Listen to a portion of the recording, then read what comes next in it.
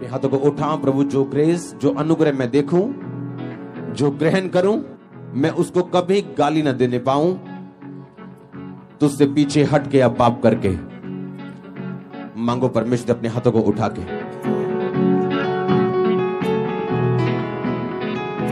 प्रभु यीशु मसीह के सामर्थी नाम में मांगते हैं।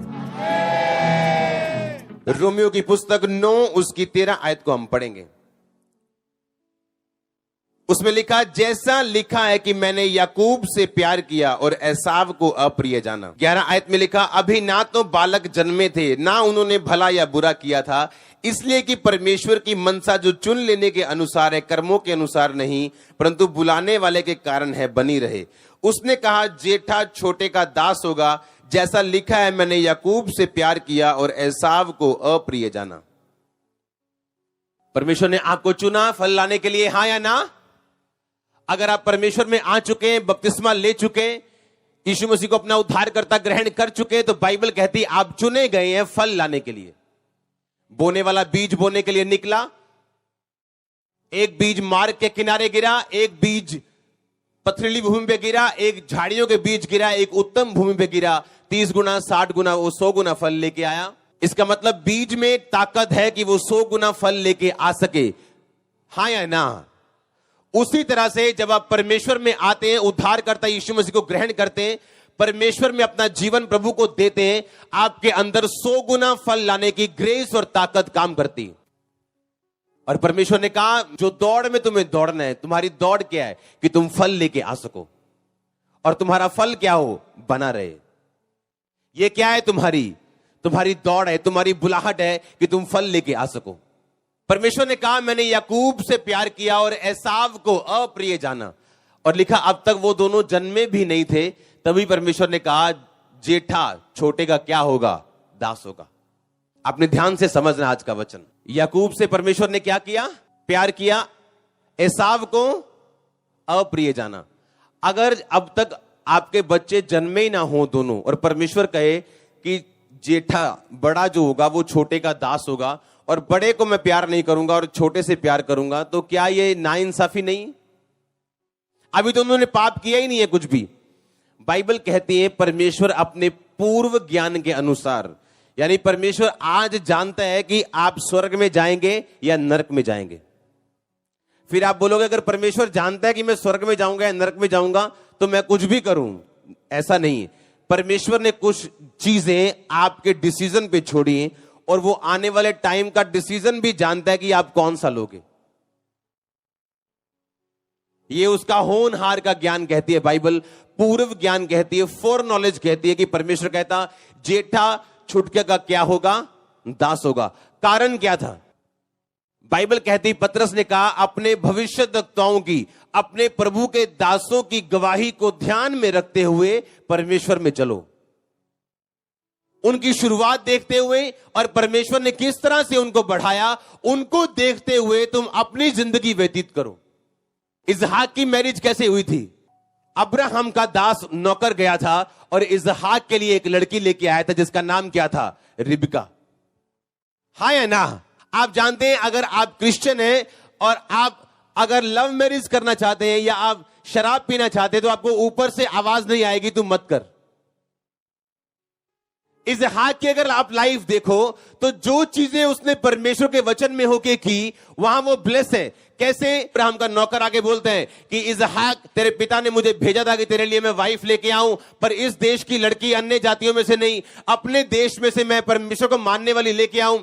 अब मैं ये लड़की लेके आया हूं, ये परमेश्वर की इच्छा है। और बाइबल कहती है इसहाक ने कहा, ठीक है, परमेश्वर की इच्छा को मैं स्वीकार करता हूं। और उसने लिखा, रिबका को उसने अपनी पत्नी स्वीकार किया। हाँ या ना? पर जब बाइबल कहती, जब याकूब अपने मामा के घर गया तो उसे एक लड़की पसंद आई जिसका नाम क्या था? राहेल। अब अगर याकूब बुद्धिमान होता, आप जानते कई सफरिंग्स, कई आपके दुख, कई आपके सताव परमेश्वर की ओर से नहीं मिले आपको, वो आपने खुद मोल लिए।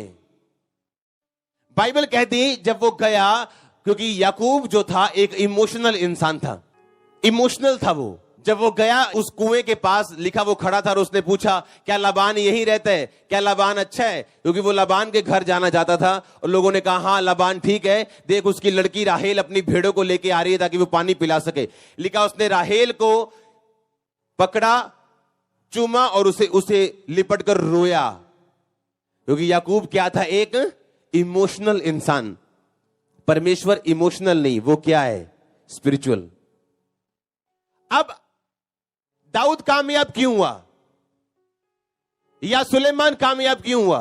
क्योंकि सुलेमान ने अपने बाप की गवाही को ध्यान से देखा था कि मेरा बाप था अपने भाइयों में जो अकेला पवित्रताई में था, बाकी सारे भाई ऐश कर रहे थे, लेकिन दाऊद परमेश्वर की आराधना कर रहा था और परमेश्वर में खड़ा और अड़ा था। और सुलेमान ने अपने बाप की गवाही को ध्यान से देखा था कि मेरे बाप ने किस तरह से परमेश्वर में खड़े होके परमेश्वर की आशीष को लिया, और जो राजा होने की पदवी मेरे बाप के बड़े भाई की थी, परमेश्वर ने उसे नहीं दी, मेरे बाप दाऊद को दी। वैसा ही सुलेमान चलता रहा और परमेश्वर ने अबशालोम को छोड़ दिया। कौन था अबशालोम? अबशालोम भी दाऊद का बेटा था, एक रानी का बेटा था, और उसका नाना क्या था, गशूर का राजा। अब अगर राजा बनाने के लिए सबसे बेस्ट कैंडिडेट चाहिए था तो वो अबशालोम था, क्योंकि नाना राजा था, मां राजकुमारी थी, पता था राजा कैसे बैठते हैं, उठते, कैसे काम करते हैं। लेकिन परमेश्वर ने किसको चुना? सुलेमान को चुना। हाँ या ना? आज कुछ लोग अपने लाइफ में धोखा खा के बैठे अपने बिजनेस पार्टनर से, इसलिए नहीं कि बिजनेस पार्टनर ने उनको धोखा दिया, वो इसलिए धोखा खा के बैठे हैं क्योंकि उन्होंने परमेश्वर को धोखा दिया और धोखा काटा संसार में से। आप भूल जाओ कि आप परमेश्वर को धोखा देंगे और संसार आपसे न्याय करेगा, भूल जाओ। हाँ, आप जो बोते हैं वो काटते हैं। अब याकूब को इस बात का ध्यान रखना चाहिए था कि मेरे फादर की मैरिज कैसे हुई थी। क्या मेरा फादर ढूंढने गया था रिबिका को? हाँ, क्या उसने अपनी आंखों से रिबिका को पसंद किया था? नहीं। अगर आप ध्यान से लाइफ देखें, आप याकूब की और उसके पापा इसहाक की, तो आपको इसहाक की मैरिड लाइफ याकूब की मैरिड लाइफ से 100 गुना ज्यादा ब्लेस नजर आएगी। अब अगर आप स्पिरिचुअल हैं, क्या आप नहीं जानते परमेश्वर ने मेरी जिंदगी में क्या किया? क्या आप नहीं जानते यहां पे परमेश्वर क्या कर रहा है? और फिर भी अगर हम पवित्रताई में ना चले, इतना वचन सुन के भी, इसका मतलब आप भी दूसरे याकूब हैं कि परमेश्वर आपके साथ भी होगा, पर आप साथ साथ अपनी लाइफ में सफर भी करेंगे, क्योंकि आपने अपने शरीर पर अब तक काबू नहीं किया। अब परमेश्वर गलती करने पर अपने बच्चों को त्यागता तो नहीं, छोड़ता तो नहीं, पर उस गलती के कारण उनको सफरिंग सहनी पड़ती और दुख सहना पड़ता है, इससे परमेश्वर उनको बचाता भी नहीं। अब अगर वो ध्यान से देखता, मेरा फादर जो था वो लड़की ढूंढने नहीं गया था, और बाइबल कहती जब वो राहेल को देखते हैं तो राहेल से प्रेम कर बैठते हैं और उसके पिता को बोलते हैं मैं राहेल के लिए 7 साल तेरी सेवा करूंगा। ए मूर्ख इंसान, क्या तेरे बाप ने एक लड़की के लिए 7 साल क्या 7 महीने भी सेवा की किसी की? पर तू अपने मुंह से क्या कहते हैं कि मैं 7 साल तेरी सेवा करूंगा। और फिर उसने कहा कि ठीक है, और किसका शादी कर दी? उसकी बड़ी बहन की शादी कर दी। कहता है 7 साल तू और सेवा कर, क्योंकि उसने कमजोरी देख ली कि याकूब के अंदर कमजोरी है। ये लव मैरिज उसकी कमजोरी है, और शैतान आपकी कमजोरियों को फायदा उठा के जो चीज आपको 6 महीने में मिल सकती है, 21 साल और 14 साल लगवाता आपकी लाइफ में। अपने फादर, लिखा अपने भविष्यवक्ताओं की, परमेश्वर के दासों की गवाही को सुनो और उसको फॉलो करो, उसने कहा, क्योंकि वो आपके लिए परमेश्वर ने बनाई है। 14 साल उसने लड़कियों के लिए सेवा की। अभी भी लाबान 7 साल और उसको फंसाना चाहता था वहां पे। मिरेकल हुए याकूब की लाइफ में, परमेश्वर ने उसे छुड़ाया, उसे दर्शन दिए, भेड़ बकरियों वाला मिरेकल उसकी लाइफ में किया कि जब वो चितकबरे बच्चे चाहता था चितकबरे होते थे, काले चाहता था काले होते थे, व्हाइट चाहता था व्हाइट होते थे। मिरेकल किया, पर उसके कारण कि वो इमोशनल था और अपने इमोशंस को फॉलो करता था, उसको अपनी लाइफ में दुख भी झेलने पड़े। आपको यह ध्यान रखना है कि जो ग्रेस आपको मिली है, आप उसको गाली नहीं दे सकते। अगर आप स्पिरिचुअल हैं तो आपको यह समझना चाहिए मेरे आसपास जो हो रहा है वो क्यों हो रहा है। और मैंने कहा अगर आप इस प्रिविलेज को नहीं समझोगे, आप इस ग्रेस को नहीं समझोगे और बॉयफ्रेंड और गर्लफ्रेंड के चक्करों में पड़ोगे और पाप के चक्करों में पड़ोगे, तो आप इस अनुग्रह को गाली निकाल रहे हो कि बाप के पास लाखों भेड़े मौजूद हैं और बेटा जंगलों में जा रहा है शिकार खेलने के लिए। Time Wester. और परमेश्वर ने कहा मैंने इसको अप्रिय जाना। याकूब को मालूम है कि मेरे बाप ने मेहनत नहीं की ये सब कामों के लिए, कि मेरे धर्म और राज्य की खोज कर सब वस्तुएं तेरे पीछे पड़ के अपने आप आएंगी तेरे पास। तो मेरे बाप ने इन चीजों के लिए मेहनत नहीं की। वो शाम को ध्यान करने के लिए मैदान में जाता था। मैं भी प्रभु की ओर ध्यान लगाऊंगा और परमेश्वर मेरा इंतजाम करेगा। पर बाइबल कहती है उसने अपनी आंखों की बात को सुना और 14 साल उस घर में सेवा करता रहा जहां उसकी अपनी सेवा होनी चाहिए थी, पर वो सेवा करता रहा। कुछ डिसीजन आप लेते हो और परमेश्वर आपको मना नहीं करता, पर आपको उसका असर भी अपनी लाइफ में नजर आता है। परमेश्वर आपको छोड़ता या त्यागता तो नहीं है, पर आपको सफरिंग्स में से गुजरना पड़ता है। जो चीजें आपको महान बनाती है वो क्या है? छोटी, पर है क्या? बड़ी। कि क्या आपको नहीं पता आपके फादर की टेस्टिमनी क्या है? क्या आपके स्पिरिचुअल मेंटर की टेस्टिमनी क्या है? तो उसकी टेस्टिमनी को क्यों नहीं फॉलो किया जाए और अपनी लाइफ में वो ब्लेसिंग्स हासिल की जाए? और ये पॉसिबल था। सुलेमान ने किया ऐसा। अपने बाप की तरह चला वो और अपने बाप की तरह बना वो। बाकी भाई नहीं बन सके, अबशालोम नहीं बन सका, किसी को ताकत पे भरोसा था, कोई पाप में था, कोई केयरलेस था अपनी लाइफ में। पतरस ने कहा उन भविष्यद्वक्ताओं को जो तुमसे पहले थे, उनका एंड देख के, उनकी शुरुआत देख के परमेश्वर ने किस तरह से उनको बढ़ाया और आशीषित किया, तुम भी उन्हें फॉलो करो और तुम भी उन गवाहियों को देखते हुए परमेश्वर में चलो। कुछ सफरिंग्स परमेश्वर की ओर से नहीं, किसने मोल लिए? खुद इंसान ने।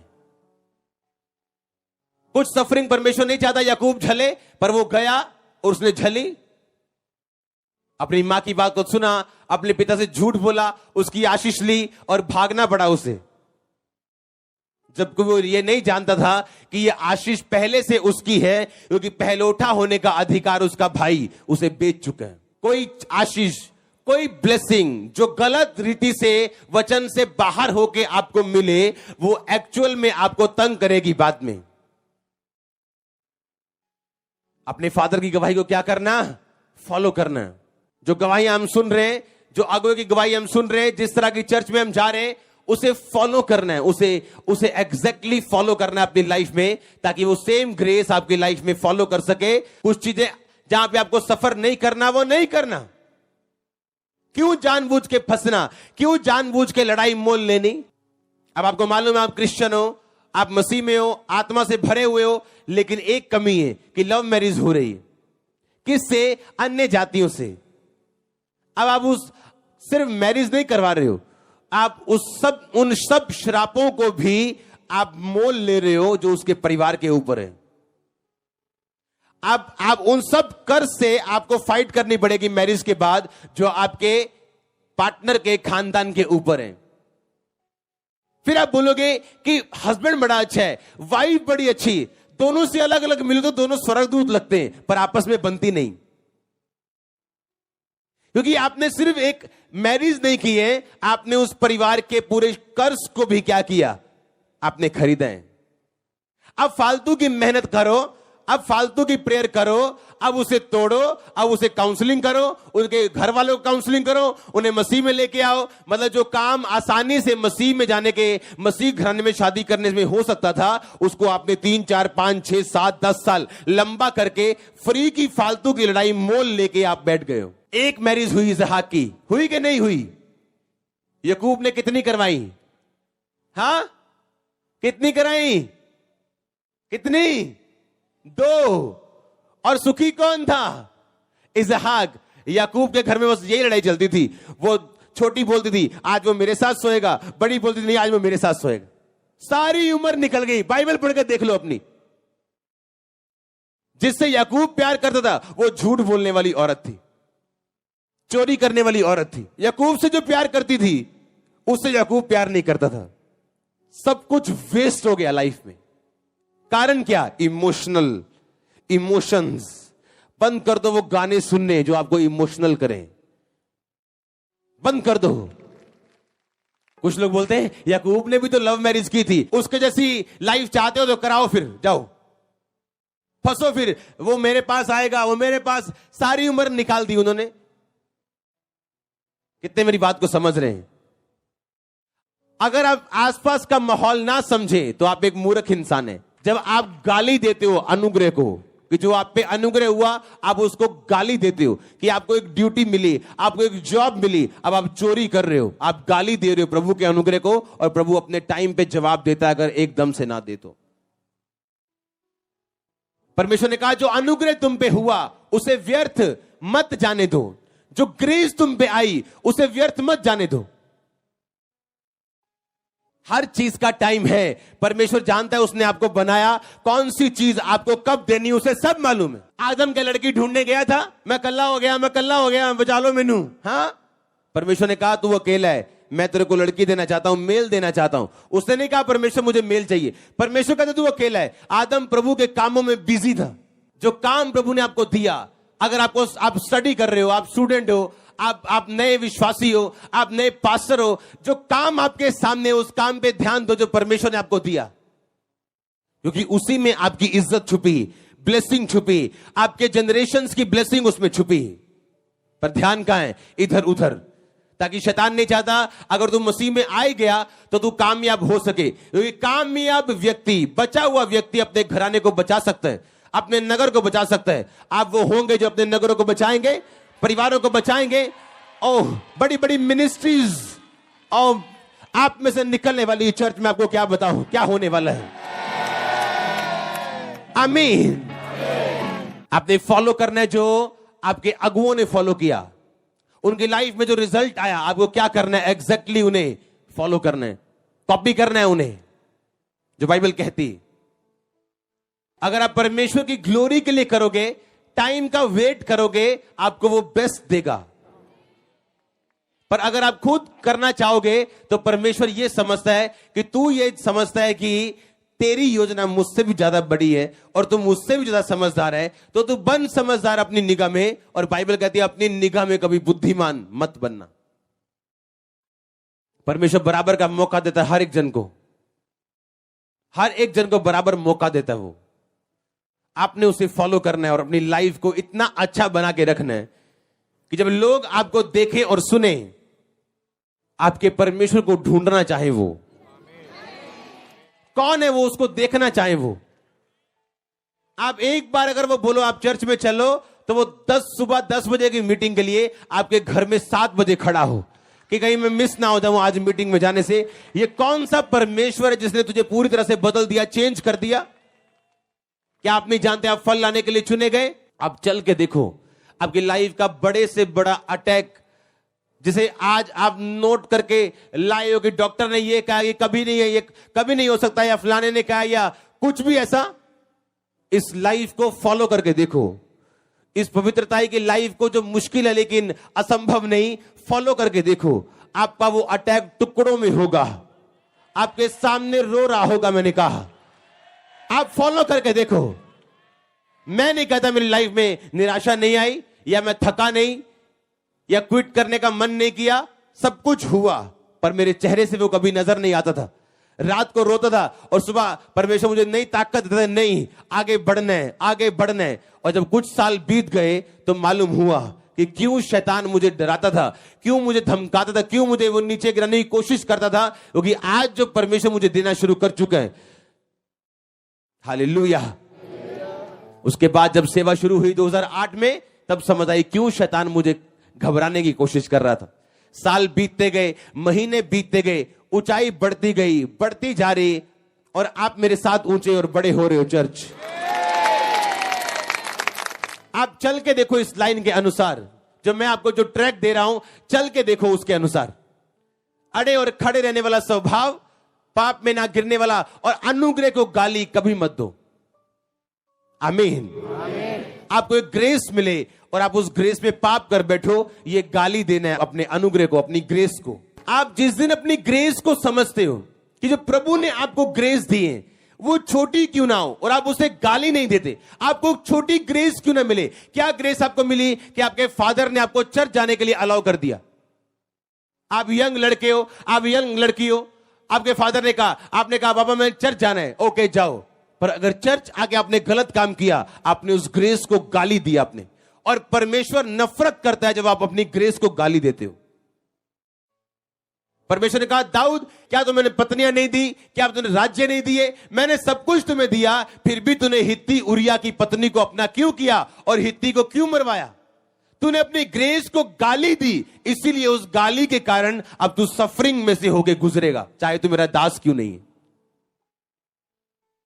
आपने प्रेयर की, प्रभु ने आपकी लाइफ में काम किया, और आपको लगता है शायद आपकी प्रेयर ने काम किया या फास्टिंग ने काम किया। लोग बैठे हैं प्रेयर फास्टिंग करके, उनकी लाइफ में कोई काम नहीं हुआ। तो अगर आपकी लाइफ में हुआ, बी थैंकफुल। सिर्फ मूर्ख हैं, फूल वही हैं जो अनग्रेटफुल हैं। Only great fools are ungrateful. महान मूर्ख जो हैं वही धन्यवाद ना करने वाले लोग होते हैं। प्रभु ने आपको एक टेस्टिमनी दी, आप चर्च में बैठे हो गवाही लेके, पर आपका ध्यान थैंक्स करने की ओर नहीं है, आपका ध्यान दूसरी गवाही की ओर है। वो कब होगी? पहले पहली का एंजॉय तो कर लो, पहली को दे तो दो, पहली में जी तो लो। अगर आप आज सेटिस्फाइड नहीं है जो प्रभु ने आपको दिया, कल आप नहीं सेटिस्फाइड होंगे, गारंटी है ये। ऐसे लोग हैं जिनको उनकी फैमिली वाले अलाउ नहीं करते आने के लिए, ऑनलाइन देख रहे हैं इस टाइम, और आप बैठे हो सामने ग्रेस ग्रहण करने के लिए। आप जब छोटी बातों में परमेश्वर के हाथ को समझ जाते हो, डिवाइन अरेंजमेंट परमेश्वर का समझ जाते हो कि ये परमेश्वर का डिवाइन अरेंजमेंट है, और उसका फायदा उठाते हो। बाइबल कहती है उस ग्रेस का फायदा उठाओ जो तुम्हारी लाइफ के ऊपर है। हालेलुया। अगर आप अपने अनुग्रह को गाली ना दे तो, जो है चाहे वो छोटा है चाहे वो बड़ा है, क्योंकि जब आप इस लेवल पे आ जाओगे कि सब कुछ आपकी आंखों के सामने बड़े बड़े मिरेकल हो रहे होंगे, तो आपको इतना फेथ दिखाने की जरूरत नहीं है, आपको मालूम है परमेश्वर कर रहा है। लेकिन छोटे लेवल से जब आप फेथ दिखाते हैं, अपना विश्वास दिखाते हैं, वो असली बात है। आमीन।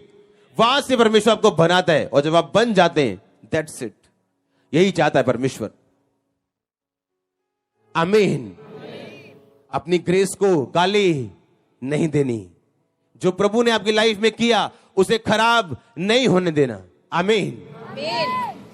आत्मिक सेंसिटिव होना है, सेंसिटिव होना है, बुद्धिमान बनना है, जो आपके आसपास परमेश्वर आपके लिए कर रहा है। या तो आप शारीरिक मजे ले लो या ग्लोरियस मजे ले लो। शारीरिक मजे 2 मिनट के, 4-5 मिनट के हैं। ग्लोरियस मजा आपको 24 घंटे आता है। आप 24 घंटे उस मजे को लेते हो, और लोग लेते हैं साथ में। आमीन। अपनी ग्रेस को गाली मत दो। जो जगह प्रभु ने आपको दी है उस पे खड़े रहो। नो मैटर क्या फाइट है, नो मैटर क्या प्रॉब्लम्स है, क्योंकि आपकी ब्लेसिंग उसी प्लेस से शुरू होती जो सर्वशक्तिमान की। हां, ठिकाना कौन पाएगा? जो उसके छाए हुए स्थान में, जो परम प्रधान के छाए स्थान में बैठा रहे, सर्वशक्तिमान की छाया में बैठा रहे का मतलब यशब। यशब का मतलब जो प्लेस आपको मिला उस पे खड़े रहो, खड़े रहो उस पे। एक दिन आपका रिश्तेदार आपको बोल सकता है कुछ नहीं हुआ, गालियां निकाल सकता है। 6 साल 5 साल रुक जाओ, आप ढूंढोगे उसको, कहां गया, मिलना चाहूंगा तुम तुझसे। वो छुपता फिरेगा कि यार इससे मिलना नहीं, अगर मिला तो मुझे गालियां पड़ने वाली है इनडायरेक्टली। आमीन। इनडायरेक्टली गालियां पड़ने वाली है। हालेलुया। और लोग बोलते शायद मैं घमंड कर रहा हूं, मैं घमंड नहीं कर रहा हूं। नेहम्याह को पूछा उसके राजा ने, तेरा मुंह उदास क्यों है? ना तू रोगी है, तेरा मुंह उदास क्यों है? क्योंकि राजा के सामने उदास मुंह से जाने का मतलब राजा की बेइज्जती करना, कि मैं तेरे राज्य में हैप्पी नहीं हूं। तो राजा मरवाते भी थे लोगों को, मार देते थे लोगों को, गुस्से में दंड मिलता था उनको। आप यीशु मसीह की प्रेजेंस में हो और रंग उतरा हुआ है, सूट डाला हुआ है जो प्रेस नहीं किया। ये नहीं कि सूट नहीं है या प्रेस नहीं है, महंगा सूट डालने की जरूरत नहीं, पर कम से कम अच्छा और प्रेस किया और साफ सुथरा तो हो। आप प्रभु की हुजूरी में आए हो और उदास हो, और जो उदास बैठा उसका पड़ोसी उससे पूछे, यार तू वही नहीं जिसने गवाही दी थी? हाँ हाँ दी थी। अब क्या हुआ? अब मेरी बेटी घर से भाग गई है, हाँ, या मेरा काम ठीक नहीं, पर तेरे को 3 गवाहियां मिल चुकी। हाँ मिल चुकी, अब चौथी के लिए मैं उदास हूं। अब तू उदास रहेगा क्यों? 3 के लिए आनंदित रहना ये तेरा काम था। परमेश्वर आपको 2 साल में कोई परफेक्ट लाइफ नहीं देने वाला जिस तरह की आप समझते हैं। हाँ, कि चारों 5 दिशाओं में आप आसमान पे रोज आपको स्वर्गदूत लेने के लिए आएंगे, बादलों पे आपको काम पे छोड़ने जाएंगे। नो नो नो नो, आप फाइट करते हैं, बनते हैं जैसा आपको बनना है, जैसा आप चाहते हैं बनना, और आप बनते हैं वैसा। फिर वो इमेजिनरी लाइफ सच होती है। हाँ, परफेक्ट लाइफ सच होती है, आती है लाइफ में, लेकिन एक टाइम के बाद, एक फाइट के बाद, एक मेहनत के बाद, जिस दिन वो ग्रेस जो प्रभु ने आपको दी, छोटी बड़ी कुछ भी, जिस दिन आप आनंदित रहना शुरू हो गए और आनंदित रह के रोज आप उठे और आनंद में हुए और आपकी एनर्जी बताती। कुछ लोग ऐसे उनके पास जाओ जो आपकी बची कुची एनर्जी वो भी खत्म हो जाती। आपको ऐसे लोग आपके आसपास चाहिए जो हमेशा आनंदित हो, एनर्जी से भरे हुए हो, जो प्रभु उनकी जिंदगी में, ऐसा नहीं कि दूसरों की जिंदगी में नहीं कर रहा, पर उनका ध्यान और आगे, अब और क्या, अब और क्या। क्या परमेश्वर ने ठेका ले रखा तुझे ब्लेस करने का? कई बार कुछ लोग सोचते हैं अगर हम अमीर रिश्तेदार के घर में पैदा हो गए, हमारा रिश्तेदार अमीर है तो उसकी जिम्मेवारी है हमें ब्लेस करना। क्यों? आपके रिश्तेदार से ठेका करके आए थे क्या दुनिया में कि मैं तेरे रिश्ते में आ रहा हूं और मुझे अमीर करना तेरी जिम्मेवारी होगी?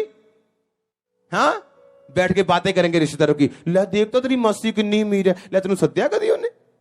क्या अपनी मासी से अपनी क्या क्या ठेका करके आए थे दुनिया में कि मैं मासी तेरी भैन दे घर आन लगा ते मैनू अमीर करना ते अमेरिका का वीजा भेजना तेरी जिम्मेवारी होएगी? नो, वो अपनी मेहनत से गए, अब अपनी मेहनत से जाओगे, अब अपनी मेहनत से जाओगे आगे। हालेलुया। बातें करने की जरूरत नहीं है बैठ के रिश्तेदारों के विषय में, सोचो मैंने क्या करना है। तू बच, तेरा घराना, तू बच, तू अपनी ग्रेस को गाली मत दे। ऐसे लोग बनो कि लोग जब आपको देखें तो एनर्जी से भरपूर देखें, आनंदित, खुश होके। लेकिन ये नहीं कि आनंदित खुश होने का मतलब ये नहीं आपकी लाइफ में चैलेंज नहीं होगा, होगा चैलेंज, एक तरफ चैलेंज चलता होगा, पर आप आनंदित हैं। ऐसा मैं जिया हूं, ऐसे जिया हूं मैं, एक तरफ चैलेंज है लेकिन मैं आनंदित हूं, और फेक आनंदित नहीं हूं, सच में आनंदित हूं। क्यों? हाँ, डॉक्टर बोल रहा है मैं बीमार हूं, पर मैं स्वर्ग जा रहा हूं, मैं आनंदित हूं। पहले ऐसा आनंद आता है कि जीवन में तो कुछ नहीं हो रहा होता पर मैं आनंदित हूं, फिर प्रभु करना शुरू करता है। आज मेरी लाइफ में सब कुछ है, इस यहां भी वहां भी मैं आनंदित हूं ज्यादा। कुछ लोग होते हैं आप उन्हें देखो तो वो आनंदित नजर आते हैं, आपको एनर्जी से भरे हुए। आप जो आपको मिला पुराना, आप थैंकफुल हो, आप ग्रेटफुल हो। तो हो सकता है जिसके पास नहीं हो, मेरा ध्यान उसकी तरफ ना जाए, जिसके पास है उसे मैं ज्यादा दूं। ऐसा परमेश्वर चलता है, उसके लोग भी ऐसे चलते हैं। आपको आनंदित रहना है जो आपके पास है, फेथफुल रहना है जो आपके पास है, पवित्रताई में रहना है जो आपके पास है। शैतान 100 गेम्स खेलेगा। हाँ, आप बंदों की जगह, आप बंदों की झुंड में सेवा कर रहे होंगे दरियों की, और एक बीच में लेडी आ जाएगी। हाँ, आपको क्या ये सिर्फ आपकी डेस्टिनी खराब करने का तरीका है? ये मालूम है शैतान को आप बढ़ने वाले हो। अब वो एक पकड़ेगा औरत को या एक बंदे को पकड़ेगा, कहीं ना कहीं से आपको चुप होने के लिए सुई। अगर चुप गई तो आप गए। अगर आप मेरी जगह हो गए, आप दिमाग दिल्ली उधर कर लोगे, क्या मैं देखा ही नहीं तेरे को? आमीन। कितने समझ रहे हैं? आपको दिमाग लगाना है, आप एक फाइट में हो और शैतान आएगा आपके पास 100 बहाने लेके। पुराना शैतान है वो, हजारों साल उसकी उम्र है, बड़े बड़े दास गिरा दिए, लोग गिरा दिए। उसे मालूम है आपकी नस कहां है कमजोरी वाली। जो जीत गया वही खड़ा है आज। मैंने लोग देखे, पास्टर देखे गिरे हुए, सेवा में आए, जेन्युइन शुरू किया, पर अब कहां है?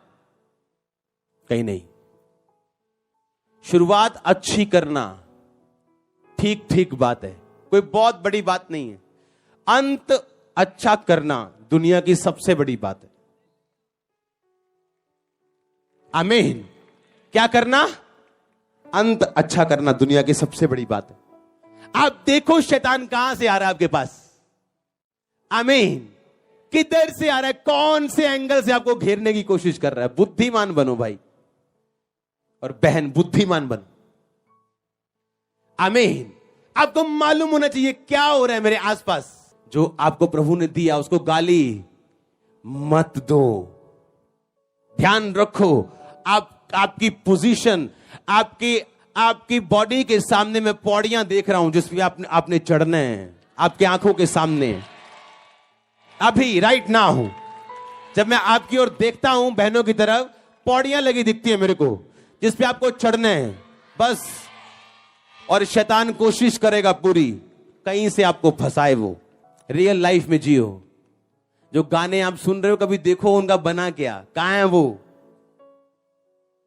और आप गाना सुन सुन के किसको याद कर रहे हो, इमोशनल हो गए हो। यहां जियो धरती पे, असली लाइफ में आ जाओ, हिलाओ एक दूसरे को। आमीन। आ जाओ वापिस असली लाइफ में। आमीन। धरती पे जियो, यहां पे असली लाइफ में। आमीन। अपनी ग्रेस को गाली नहीं देना। आज अगर छोटी ग्रेस है उसमें आप बने हो, खड़े हो, अड़े हो, शक नहीं कर रहे हो, वो बढ़ती जाएगी। वो कोई हल नहीं है आपके परिवार को बचने के अलावा, कोई हल नहीं है आपको बढ़ने के अलावा, कोई हल नहीं आपकी फाइनेंशियल सिचुएशन का हल होने के अलावा, कोई हल नहीं। मैं नहीं कह रहा हूं कि यहां पे आने वाले ज्यादातर लोगों का हल हो जाएगा, मैं ये कह रहा हूं कि सबका हल हो जाएगा। मैं नहीं कह रहा हूं कि बड़ी परसेंटेज है 99.9 जिन लोगों का हल हो जाएगा। मैं कह रहा हूं 100% हल होगा अगर आप खड़े रहेंगे तो। परमेश्वर एक को भी, कुछ भी हो आपकी लाइफ में, बड़ा इंसिडेंट क्यों ना हुआ हो, बड़ी दुर्घटना क्यों ना हुई हो, मसीह में आने के बाद भी कुछ ऐसा क्यों ना हुआ हो, प्रभु आपको खड़ा करेगा, गवाही जरूर देगा, कुछ ऐसा करेगा जो कभी ना हुआ हो।